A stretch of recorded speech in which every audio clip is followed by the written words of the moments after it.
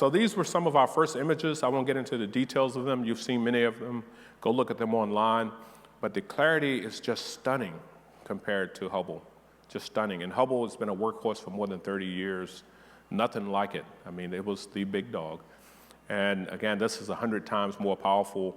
We can actually get some of these images in a matter of hours, where it takes weeks for Hubble to do, and the clarity is just totally different.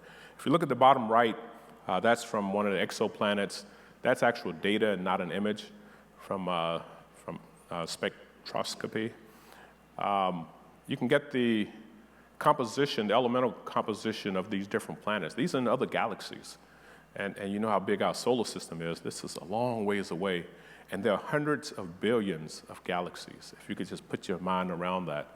And we're trying to look at 13.5 or more billion years ago, 300 million years after the Big Bang, which still blows your mind to have that kind of capability.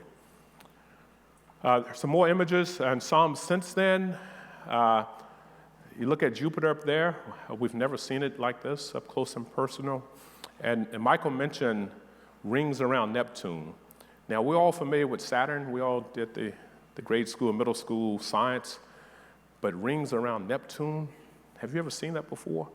It just blows your mind. And just a couple of notes about the future. There are 1,000 things going on in the future, and we'll talk about your future in just a minute.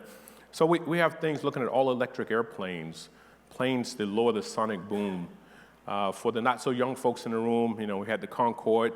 It was, in addition to high cost to operate, the issue of had to slow down so far away from its destination because of the noise it made.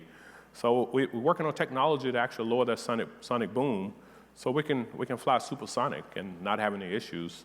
And of course, if we go all electric, it makes it even, as one guy said, gooder and gooder. We have missions going to Venus, which some people, again, depending on age, we haven't gone to Venus in some people's lifetimes, young adult lifetimes. That's those missions on the bottom left. On the bottom right, we have missions right now we have a rover on Mars called Perseverance. It's picking up samples, putting it in a little tube and sealing it and dropping those samples on the surface. And we have Mars Sample Return Mission that's going to go pick up those samples in a few years and actually bring those samples back. And that's not trivial. And just until just a few years ago, in the history of humankind, the U.S. was the only one that successfully landed a satellite on the surface of Mars. Others have landed on Mars, but not successfully, so they ended up there. But more recently, some other countries have done it. It's not trivial. We've lost some as well.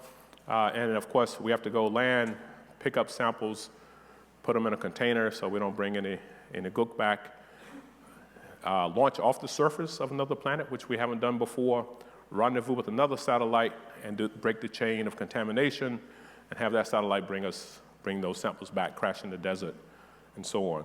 On the top right, Michael got out of that capsule pretty easy there. But if you go back to the Apollo era, we went to the moon, and Artemis is the twin sister of Apollo, as some of you might know, and we're trying to get back to the moon, have the first woman and person of color land on the moon, and hopefully we'll get that going pretty soon. And there's a big rocket might launch from here in about 3 weeks to be the first flight for Artemis to get us back to the moon. And with that, I'm just going to talk about a few things around Webb. I call them takeaways. Internally, we talk knowledge management, we talk lessons learned, and sometimes I just talk stories. So one of the big things, I had a lot of big challenges when I came in, and you've heard me tell the stories many times. I wasn't campaigning for the job. Actually, I was campaigning not to take the job, but I lost the campaign. Bad voting systems, right? So we got to work on this IT stuff. So how do you come in and change culture? How do you create culture? That was a challenge for me because I had to come in and hit the ground running. There was no time to waste. I mentioned stakeholders were not happy. The Office of Management and Budget at the White House, congressional folks were not happy. And who was the customer? Ultimately, the public. And the public was not happy, and we heard that through the media loud and clear.